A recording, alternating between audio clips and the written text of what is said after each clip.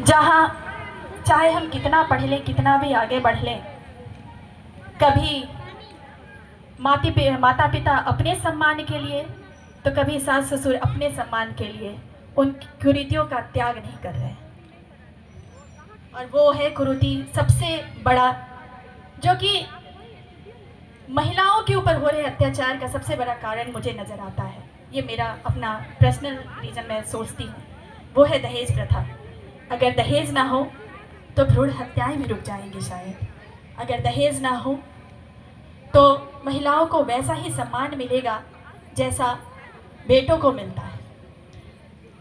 एक भरत शर्मा जी का बहुत ही सुंदर सा दहेज प्रथा पे गीत है, मैं सबसे पहले वही सुनाती हूँ, फिर मेरा ग्रुप कुछ अलग मनोरंजक कुछ आपको सुनाए।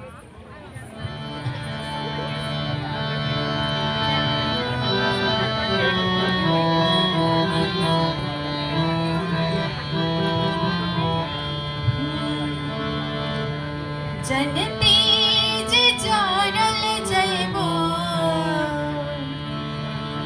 जनती जारल जयबो,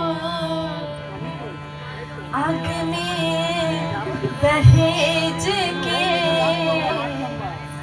पाप नाही करती हो बेटी, पाप नाही करती हो बेटी, ससुरा में